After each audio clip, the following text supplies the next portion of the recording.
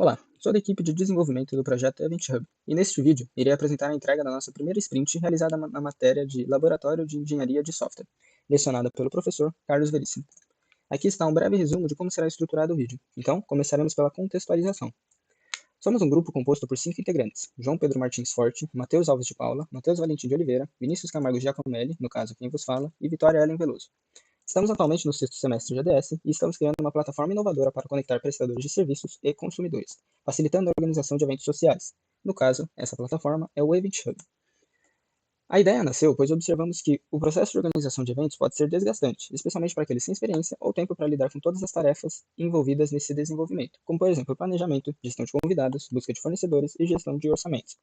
Logo, nosso propósito é tornar uma experiência mais simples a organização de eventos e conectar os prestadores com os organizadores, facilitando então o processo e tornando algo mais direto, rápido, prazeroso e eficiente. A seguir, irei mostrar uma visão geral do nosso código-fonte, seguido então das devidas demonstrações dos nossos casos de usos entregues. Então, no nosso repositório FATEC Ipiranga Lab Eng Software T 2025-1 G01 Event Hub estão contidas informações a respeito do nosso back-end e front-end. Começando pelo front-end, no app, temos então definida as rotas da nossa aplicação. Utilizando Browser Routers, podemos gerenciar a navegação entre as páginas, e cada rota é definida utilizando o componente route. Assim podemos definir o seu caminho, path, e o elemento que será renderizado neste caminho. Na prática, o componente login é renderizado na URL/login. Temos também aqui um elemento proteção de rota, que será explorado durante a navegação entre as telas. Porém, basicamente, seu funcionamento deve ocorrer da seguinte forma: um usuário deve estar logado para que possa acessar o seu perfil. Isso ocorre pois meu perfil exibe as informações daquele usuário que está logado. Se ele não estiver logado, não deve ser possível acessar a aba Meu Perfil. Iremos explorar este detalhe na hora que estivermos navegando entre as páginas. Na pasta Página, podemos visualizar todos os componentes que foram utilizados para renderizar as respectivas páginas aqui do app. Cada pastinha dentro da pasta Página possui o CSS e TSX correspondente ao nome da pasta, ou seja, login possui login CSS e login TSX. Aqui temos a função TypeScript e o seu retorno React, como deve ser um componente. Falando em componentes, temos também as páginas de componentes, pois esses são aqueles que são utilizados em diversas páginas. Então temos criado essa página para utilizar de maneira mais simples e rápida componentes que são normalmente utilizados. Por exemplo, o botão, que aparece em diversas páginas. Então basta fazer uma requisição, fazer uma chamada de componente para que tenhamos o nosso botão personalizado, né, com as características do nosso site. O mesmo ocorre para cada um destes componentes. Agora, dando enfoque em nosso back-end, temos criadas aqui as seguintes pastas: config, controllers, DAO, middlewares, models, routes e utils. DAO contém toda a lógica de acesso ao banco de dados, encapsulando as operações que iremos utilizar. Por exemplo, cadastrar o usuário. Aqui é utilizada uma linguagem Sequelize, que na verdade é uma ORM para se comunicar com o nosso banco de dados. Em controllers, temos as requisições feitas, controller lida com as requisições feitas pelo nosso front-end. Então, ela processa os dados que o front envia e devolve as respostas aguardadas. Por exemplo, para fazer um login, eu irei enviar o e-mail e a senha, verificar se esse e-mail existe, verificar se a senha bate com a cadastrada e caso tudo tenha dado certo, eu irei retornar um token para que o usuário possa fazer o acesso nas demais funcionalidades do site. Temos também a Models e basicamente a definição das classes Sequelize. Ou seja, inicializamos o nosso usuário com seus atributos no nosso banco de dados, utilizando a nossa ORM Sequelize para mapear o modelo de dados. Em Routes, temos a definição dos endpoints e seus respectivos controllers, que são chamados. Então, signin chama a controller fazer login, por exemplo. Signup, cadastrar o usuário. Iremos agora testar, então, as funcionalidades que já foram implementadas no site. No caso, testaremos manter o cadastro, recuperar senha e efetuar login. Ao abrir o site, seremos redirecionados para a página de erro 404, mas isso apenas porque não temos uma homepage definida ainda.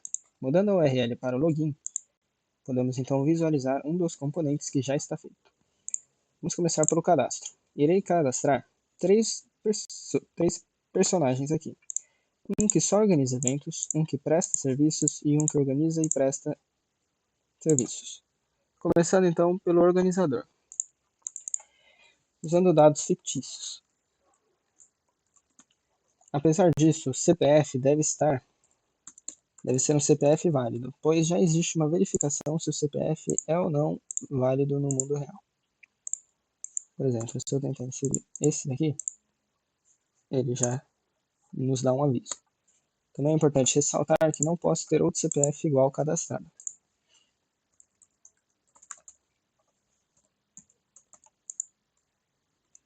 Ao cadastrar um usuário que é apenas organizador, eu só preciso registrar esses dados em que ele está pedindo. No caso, nome, sobrenome, CPF, data de nascimento, e-mail e telefone e uma senha com confirmação de senha. A senha possui uma regra de negócio em que deve ter no mínimo 8 caracteres e deve estar igual ao confirme sua senha. Certo, fiz o cadastro do nosso primeiro usuário, João, um organizador. Irei cadastrar agora um prestador. Existe também uma verificação para CNPJ e, como podem ver, os dados que são pedidos quando você é um prestador são diferentes daqueles pedidos quando você está apenas organizando eventos.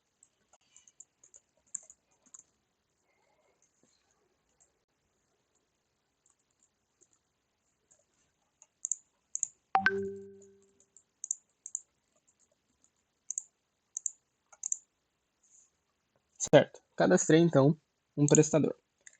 Por último, irei cadastrar um organizador e um prestador. A diferença entre esses cadastros é que agora este usuário vai ter todos os campos preenchidos. Então vamos preencher rapidamente aqui.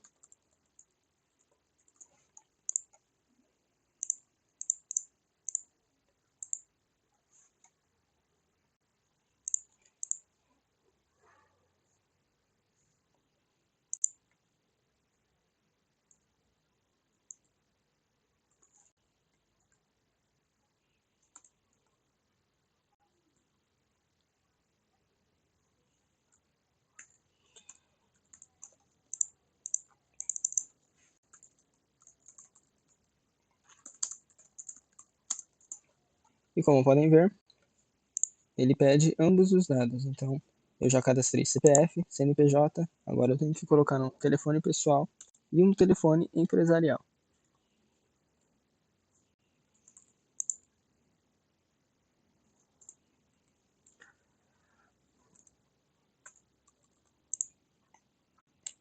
Para esse usuário, irei colocar o meu e-mail mesmo, para que mais tarde possamos recuperar a senha dele.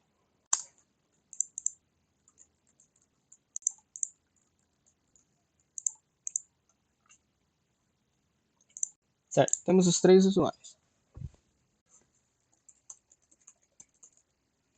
Vamos fazer login com o nosso usuário João. Lembrar-me, por enquanto, não tem funcionalidade, é apenas um requisito visual aqui. E ao logar temos a consulta dos dados cadastrados por este usuário. Então nome, sobrenome, CPF, data, e-mail, telefone aparecem. Ao tentar digitar, consigo digitar todos os dados, menos o e-mail e a senha, por questões de segurança. Mais tarde, provavelmente serão implementadas funcionalidades para que possamos alterar. Porém, no momento, o alterar se resume a apenas isso. Caso eu salve o nome, ou caso eu queira uma mudança no data de nascimento.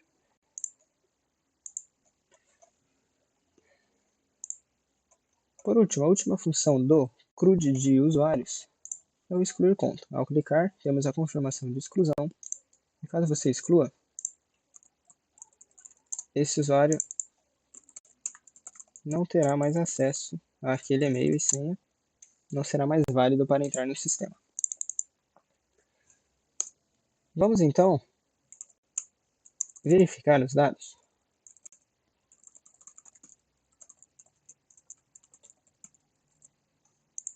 Deste usuário. Certo, todos corretos. Vamos então esquecer a senha. Esqueci minha senha. Inserir o e-mail. Assim, neste e-mail que eu inseri, será enviada uma requisição para que você clique e abra uma tela de redefinição de senha.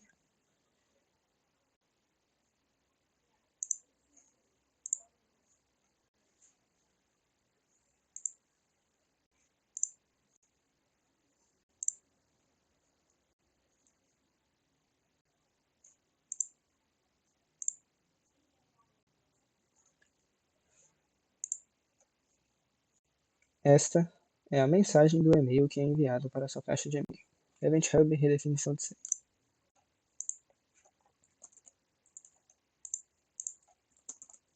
As regras de negócio também se aplicam ao redefinir a senha. Então os campos devem estar iguais e devem ter mais de 8 dígitos.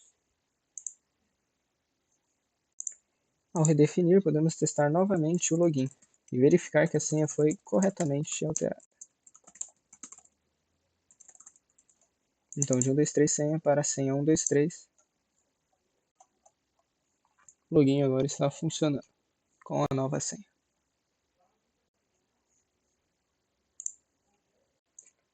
Bem, com isso, concluímos então a apresentação da primeira sprint do nosso projeto Event Hub. Passamos pelas principais funcionalidades implementadas, manter cadastro, fazer login e recuperar senha, e tivemos uma visão geral de como está definido o código, a arquitetura, entre outros detalhes. Nós da equipe agradecemos a atenção de todos e aqui me despeço.